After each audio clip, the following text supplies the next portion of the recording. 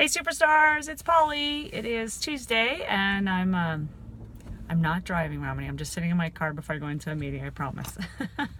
Thinking of you guys.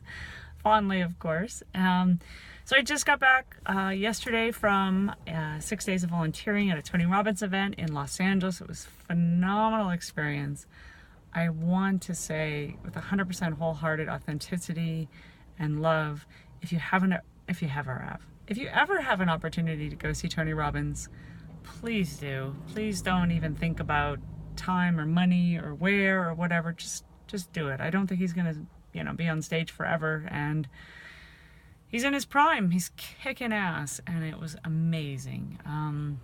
So I walked away from that, with some great nuggets. I wasn't a participant, so I wasn't, having these massive breakthroughs like everybody else, but I did have some great reinforcement. And one of the things that I'm taking away from this weekend that I plan to do is just that reminder of how important, the idea that, practice makes perfect. No. Practice makes permanent. And perfect practice makes permanent perfectly, or whatever. We're not going for perfect, but it's just that reminder that conditioning.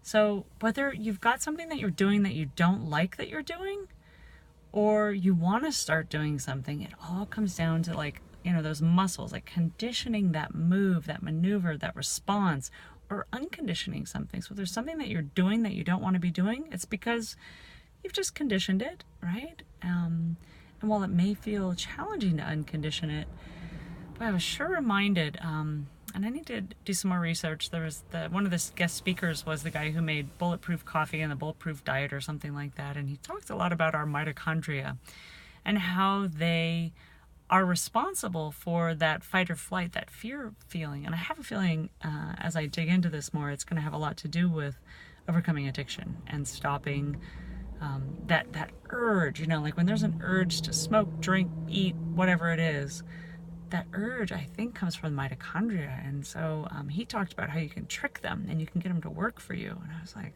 oh, fantastic. So I'm just reminded of a story that was shared with me by one of my Facebook friends. And it's about, there's this dog living in a caged environment. Maybe it's a yard, right? And so it has this collar on it. And the collar, whenever it gets near the gate or the fence, gets electric and it shocks it. But the way that the fence and the shocking work with the collar is it only shocks when it's within the vicinity of that fence.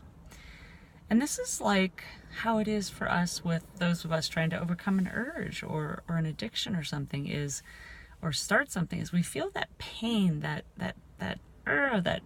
like overwhelming something to, like that urge to do something that feels painful to resist. But I'm here to tell you that just like the dog in the collar, that boundary, that seeming place where you're driven to do something, or you fear like that collar will shock you. It's like this urge, like you're trying to get away from that collar. I'm here to tell you that once you go through it, freedom lies on the outside. So that dog, while he's caged in that fence or in that yard, if he can feel through that little bit of pain to get to the other side of the fence, everything that he wants, like all the running and playing that he wants to do, is available to him on the other side of that fence. But he doesn't know that it's just this small little window of pain that's right around the fence. So it's that small little window of pain that is felt maybe through the mitochondria, I'm pretty sure, sensations that the mitochondria send us.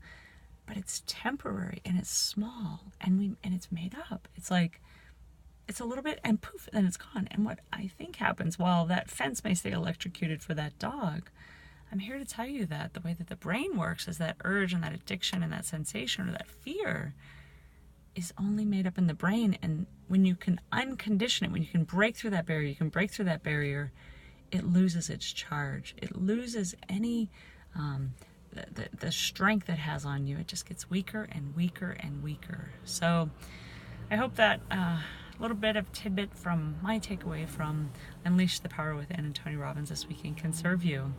And if so, share or like this video and let me know how. All right, cheers.